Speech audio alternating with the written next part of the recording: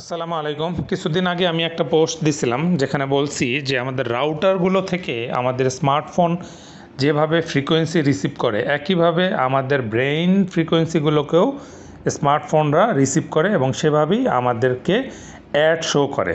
অর্থাৎ আমরা কোনো একটা কিছু চিন্তা করলে সেটা আমাদের স্মার্টফোন রিসিভ করে এবং সেই অনুযায়ী সেই জিনিসকেই অ্যাডে দেখায় বা ইউটিউবে, ফেসবুকে যে কোনো সোশ্যাল মিডিয়াতে চলে আসে।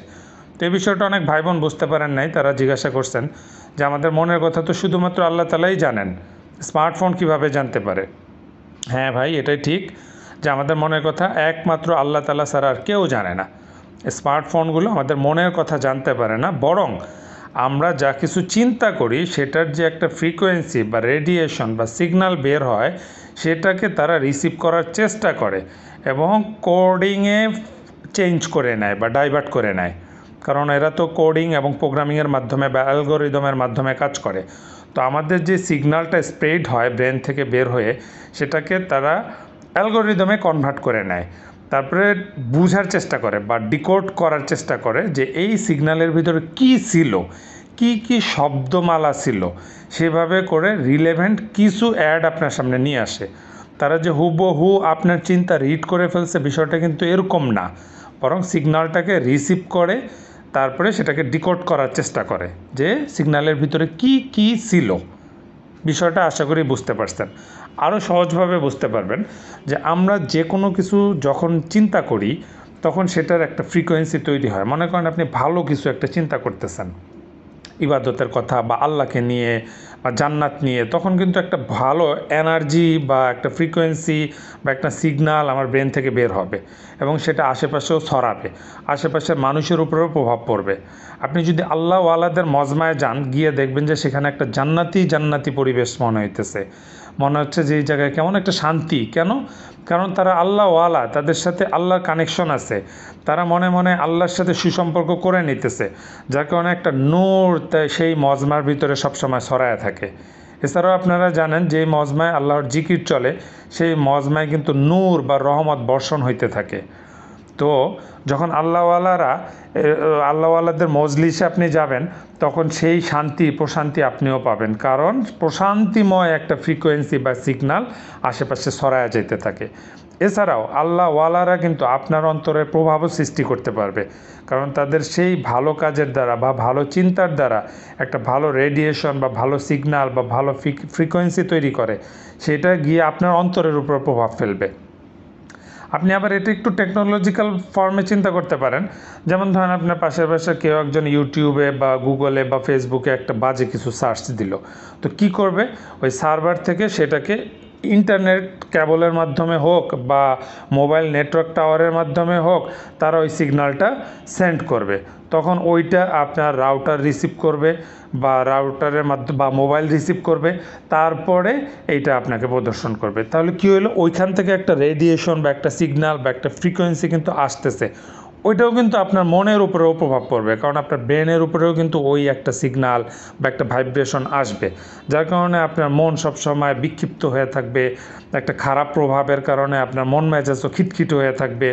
যেমন এখন আমরা বাচ্চাদের উপর দেখতে পাইতেছি যে তারা বেশিরভাগই উগ্র হইতেছে। কেন? চারোদিকে সিগন্যাল, মোবাইল টাওয়ারের সিগন্যাল, রাউটারের সিগন্যাল, এই ফ্রিকোয়েন্সিগুলির ভিতরে বেশিরভাগই থাকে খারাপ ফ্রিকোয়েন্সি, কারণ বেশিরভাগ মানুষ খারাপ জিনিস সার্চ দিতেছে, যার কারণে চারোদিকে খারাপ ফ্রিকোয়েন্সি স্প্রেড হয়ে যেতেছে, আর এইটাই মানুষের উপরে একটা খারাপ প্রভাব সৃষ্টি করতেছে। জিনিসটা আশা করি বুঝতে পারছেন। আরেকটা উদাহরণ দেই, টেলিকমিউনিকেশন বা টেলিপ্যাথি, মানে দূর থেকে একজন মানুষ আরেকজন মানুষের সাথে যোগাযোগ করতে পারবে কোনো ডিভাইস ছাড়া, যেটা করছিলেন ওমর রাদিয়াল্লাহু তাআলা আনহু। ইয়াসার আল জাবাল বলে শত শত মাইল দূরে এক সাহাবীকে যুদ্ধের ময়দানে সতর্ক করে দিচ্ছিলেন। এটা কিন্তু একটা টেলিপ্যাথিক্যাল পাওয়ার বলতে পারেন।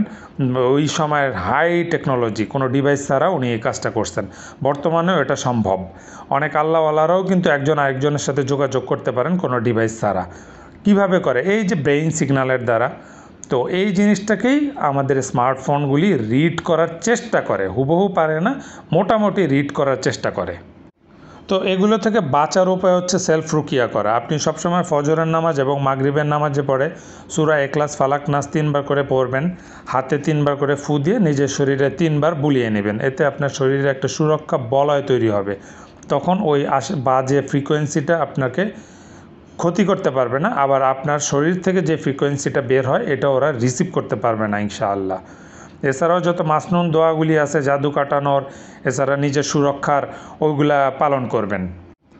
আর মোবাইল যে সেলফি ক্যামেরাটা সবসময় উল্টায় রাখার চেষ্টা করবেন, অথবা আপনি একটা ট্যাব দিয়ে সেলফি ক্যামেরাটা আটকায় রাখবেন, যাতে এটা দিয়ে আপনাকে বদনজর দিতে না পারে বা আপনার ছবি তুলে নিতে না পারে, ভিডিও রেকর্ড করে না নিতে পারে।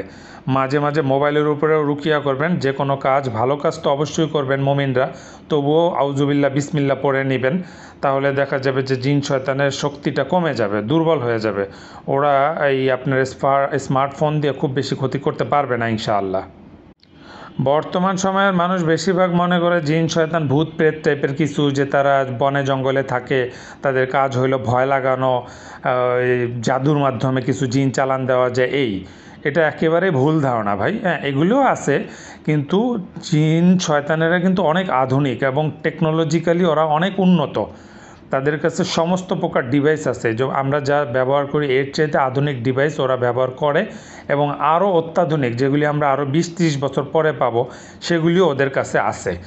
তো ওরা এগুলি সবই জানে। এগুলির মাধ্যমে আমাদেরকে জিন শয়তানেরা বদনজর দেয়, আমাদেরকে ক্ষতি করার চেষ্টা করে।